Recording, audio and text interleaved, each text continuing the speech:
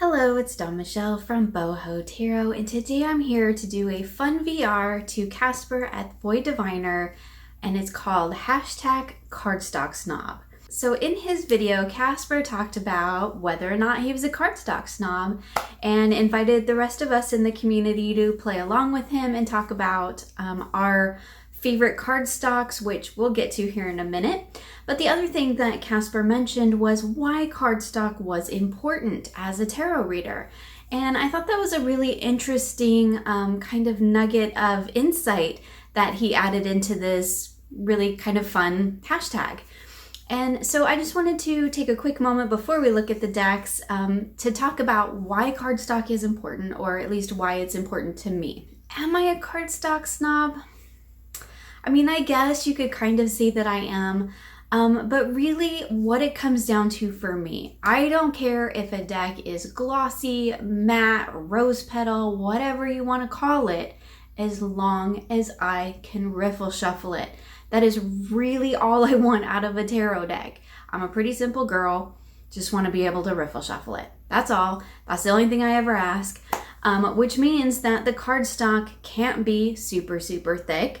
It can't be super sticky, and it can't be, this doesn't really have anything to do with cardstock, but it can't be super huge. Like a deck that I can't get my hands around, not going to be able to riffle shuffle that. One of my favorite decks is my Moonchild. I love the Moonchild Tarot.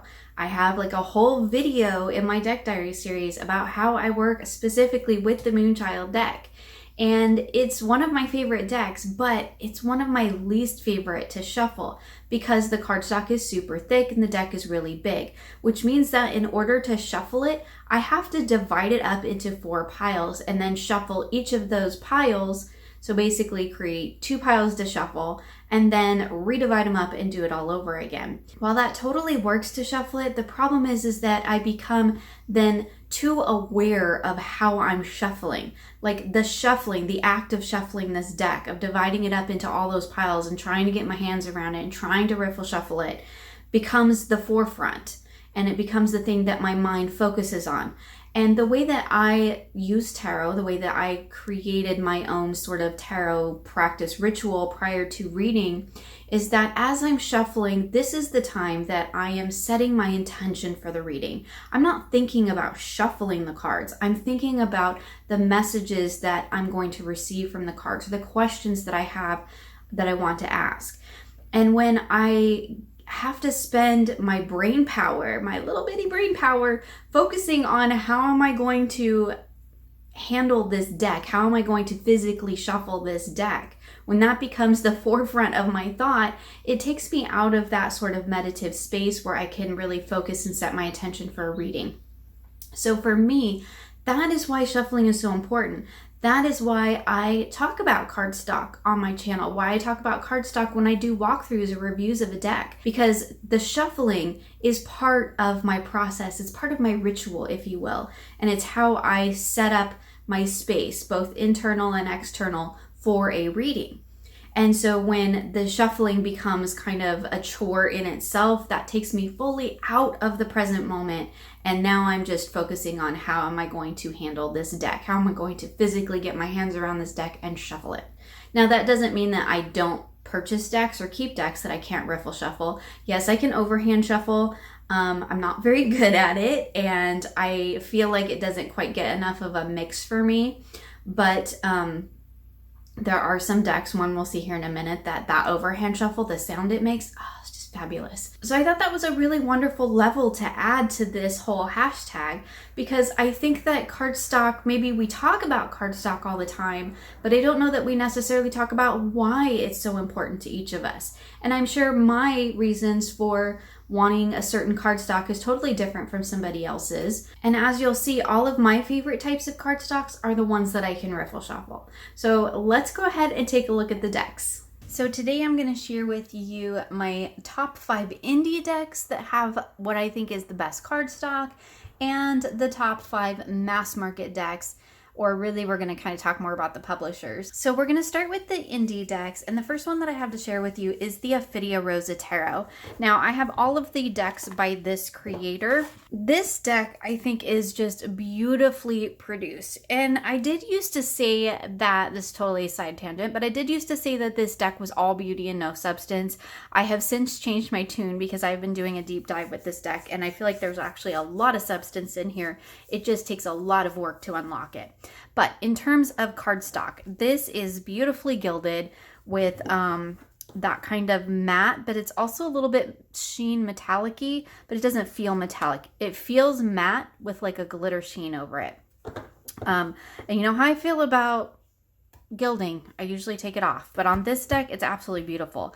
It has wonderful matte cardstock, so it has this really kind of soft, almost velvety cardstock. It's really hard. It's funny how the terms that we use for cardstock, right? The printing is really wonderful. The thing I like about this deck, and the thing that you'll see is kind of a theme through most of these, is that this deck shuffles beautifully. And I'm a riffle shuffler, so when I can riffle shuffle a deck, that's everything to me. So it has nice flex to it. It riffle shuffles beautifully. Because it's matte, you can see like it kind of sticks a little bit going back in, but this deck I think has everything that you need tactilely. It's got beautiful gilding that is not super sharp. It has the wonderful matte cardstock. It riffle shuffles, and it's the right size because I can actually get my hands around this deck to shuffle it, and that's really all I want in a deck. I'm a simple girl. It's really all I want. So indie deck number 2 is the Ember and Aura Tarot. Now I do not have the box that goes with this deck anymore because I have actually trimmed mine. This is the second edition. I think is the second. And it was trimmed in that, or gilded in that super shiny. I mean, it was hot pink. It was kind of pretty, a little shiny, and I think blingy for this particular deck, or for the energy of this deck, but I trimmed all that off and I edged it myself in this soft mauve color to match the back. But cardstock wise, now that I've taken the gilding off of it, and maybe this is cheating a little bit, but now that I've taken the gilding off of it, this deck shuffles really nicely. It doesn't really bridge back together very well, but that's because it's a little bit on the stiffer side. But it does have some flex to it, which is really nice. And I think that's really important for shuffling. Like, it needs to be able to have some bend in it to be able to do that. The thing that I like about this deck in terms of shuffling is, if I quit talking here,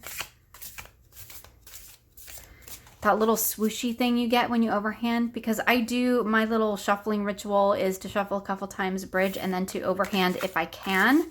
Not every deck I can overhand. Some of them are too large, but this one has that nice swishy sound. I like that. That's fun. So I think this one has a really nice cardstock. It's like matte as well, so it has a nice finish, or it's not really matte. It's more like a satin. I don't know how many different names we could come up with for different cardstocks. Somebody should make a list. How many different ways are there to describe the individual cardstocks? This one I would say is satin. It's not matte, but it's not glossy, so it's got a nice finish to it. And it shuffles really well, I think, overall, now that I've taken the gilding off of it. So maybe this one's cheating because I had to modify it to get it to be a nice cardstock for me.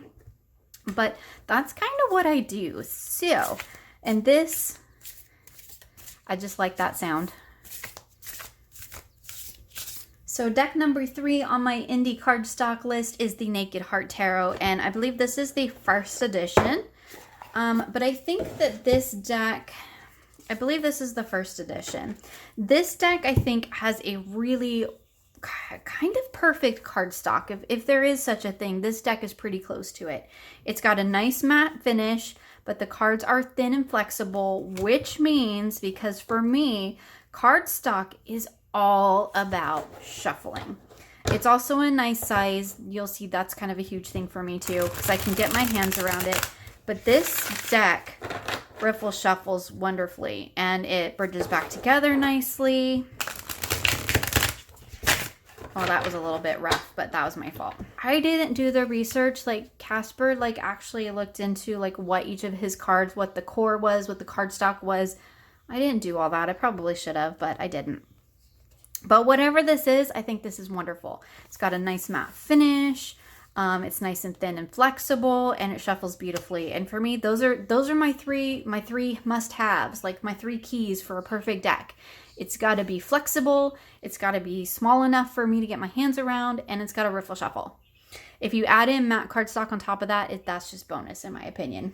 The 4th indie deck that I have to talk about is another one of my favorites, and that is the Wooden Tarot. Now this has what I basically consider the make playing card style of decks of cardstock. And this is perfect shuffling. Perfect shuffling. Like the Naked Heart, this gets pretty close to a perfect cardstock for me. It is, again, that kind of satiny finish, so it's not really matte, but it's not glossy either. The cards are very thin and flexible, but they don't feel thin as in they're gonna fall apart. They're just nice and thin, and they have a good flex to them, which I think is really important for riffle shuffling. Again, it's a great size. I can get my hands around it, and it shuffles beautifully. Riffle shuffles beautifully. And it overhands nicely too. And the last indie deck that I have to share with you with phenomenal cardstock is, of course, the Victorian Romantic Tarot, or really any of my Baba Studios decks, because they are famous for their fantastic cardstock. Everybody raves about the cardstock, and that's kind of why I got this deck in the first place. I love the artwork for sure, but I really just had to experience this cardstock for myself. And again, this comes really close to being that kind of perfect cardstock. This particular deck is almost too big for me to get my hands around, but I can still work with it. But it shuffles like a dream. Look at that. Beautiful. The only thing I will note is that this particular one, unlike some of my other decks, is starting to get quite a bow in it, which is funny because I keep it in its box. So that's totally from me riffle shuffling. So sometimes I riffle shuffle it the other way just to kind of work that bow back. I think Casper mentioned that as well too, that he has to do that sometimes with his decks. But this has wonderful cardstock. It is light, thin, flexible. It's got a great kind of, again, that silky kind of satiny feel to it. I'm noticing that there's a theme here. I guess I'm not super into super matte, and I'm not into glossy, but that kind of in between, that satiny, that seems to be what I tend to go for. So moving on to our mass market decks, I have 5 of those to share with you today. And the first one is the little White Sage Tarot in a tin. Now, I am overall, I think US Games has nice cardstock, but sometimes their decks are a little bit thick and kind of hard for me to shuffle. But this little tarot in a tin, this has really nice cardstock. It riffle shuffles beautifully, even though it's a little mini deck. I can still riffle shuffle it. I can, of course, overhand it because it's a nice little mini deck. But this cardstock, at least on this little mini one, it's nice and thin and flexible, and that's not always the case with the US Games decks. Some of them I have, they're a little bit more cardboardy, and that gets really hard to riffle shuffle. You kind of can't riffle shuffle a cardboard deck because it's too thick. There's no give, there's no flex, there's no bend to it. But this little White Sage Tarot, besides just being one of my favorite decks, it riffle shuffles wonderfully. It's got, again, that nice kind of satiny finish. That seems to be my thing. So the next mass market deck that I want to share and talk about the cardstock is the Muse Tarot. Obviously, like I said, this is the mass market edition. I had the indie edition, and I didn't like it because the cardstock was too thick for me. It was beautiful, but I couldn't actually physically use it. It was too thick and didn't have enough flex for me. Again, same with that kind of, this is not matte, it's that kind of satiny cardstock. which I think works really beautifully. It also photographs really well, which is always handy if you're, you know, using your cards in a social media setting. Now this one I do have to say is a little bit thicker, so it's a little bit harder for me to get my hands around, but once I get them going, they shuffle really nicely, and I think this is a really good, sturdy cardstock. It's got a nice weight to it. It's got a nice bend to it. It riffle shuffles well. It's got a nice finish. So I'm really happy to see that this kind of a cardstock is kind of coming more to the forefront now. This is a Hay House deck, and their Oracle decks have that much kind of thicker, really matte cardstock, which is actually really beautiful and works really well for an Oracle because an Oracle doesn't have as many cards usually, so it's not as thick. So the cardstock itself can be a bit thicker because your deck is not as big. So you can have thicker cards if you don't have as many. So another mass market deck that I think has really nice cardstock, and I'm not the first one to mention this in a video, is the Wild Unknown Tarot, and this is of course the mass market edition. I don't have the indie edition, so I really can't compare the two, but again, this cardstock is, it's a little bit more on the matte side, but not quite as matte as, say, the Naked Heart or the Ophidia Rosa. It's got a nice flex to it. It's solid. It holds up, but it also is nice and flexible and pliable. But it's not like super mushy like some of the earlier Llewellyns, which I kind of like a mushy deck too. Like sometimes that works for me. This for me is a nice hybrid. It's nice and flexible. It's got a great finish to it. It riffles beautifully. So another deck and really publisher that I think has really fantastic cardstock is AGM. And this is the Vision Quest Tarot. This, again, that sort of satiny, apparently I like that. That's my thing. I do not like that they put the copyright on the back of the cards, but we're not talking about that today. Again, good size, nice and flexible, thin. You see my trend here. I want to be able to shuffle it. AGM decks are among my favorite to shuffle. They just seem to shuffle flawlessly. As far as a shuffle deck, this one's my favorite, or any of my AGM decks are my favorite decks to shuffle. They're like fun to shuffle. And I almost brought out my Cosmic Tarot, which is an AGM deck too, because it, like, I've trimmed it down. I've just taken the borders off, so it's a little bit smaller, but it still maintains that wonderful shuffle. And it is, I think, my favorite deck of all of my decks to shuffle. But that one I did like trim. So I know I already included one trim deck in here, so I thought I better stick with my unmodified decks for the rest of them. And the last deck that I want to share is the Forest of Enchantment. And I'm like with Julie at Peekaboo Rose. I like Llewellyn cardstock. Like, I know it's like you either love it or you hate it, but I like their cardstock. I like their older stuff, except for the stuff that gets super cardboardy, which is funny because my favorite deck of all times is the 10th edition of the Llewellyn, and it's super cardboardy, but that one has like total sentimental stuff now. But in terms of shuffleability, it's really light, it's flexible. I mean, look how bendy it is. Again, it's got that satiny finish, so it's not glossy, but it's not that super sticky matte either. And these cards, I've edged mine, of course, they shuffle gorgeously. For me, this is all I want. Do I keep saying that? I feel like I do. I'm a simple girl. All I want is to be able to shuffle my decks. That's all I'm asking for. But I think that the Llewellyn cardstock, like, I could name all of my Llewellyn decks for the most part. The newer ones, I think, have great cardstock. I love the Forest of Enchantment. I love the Wizards Tarot cardstock. My Tarot of Hidden Realms. They're just, all of those are just wonderful shufflers. I mean, I could just sit and shuffle these all day long. And there have been times when I just will pick up like one of my Llewellyn decks like this, and I will pick them up and I will shuffle them. So I'm a fan of Llewellyn cardstock. I know it's kind of like polarizing, you either love it or you hate it, but I'm definitely in the camp of I love them.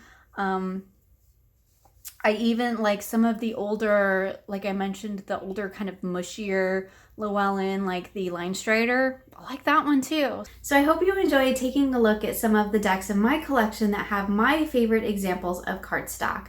I want to give a shout out to Casper for this wonderful tag. If you have not checked out his channel, I highly recommend it. It's definitely one of my favorites and always on my to be watch list. So I will leave a link to his channel and his original tag in the description box below. Thank you for joining me today. You will find links for the decks featured here in the description box below. I hope you enjoyed this video and will join me again soon for more creative tarot for an inspired life.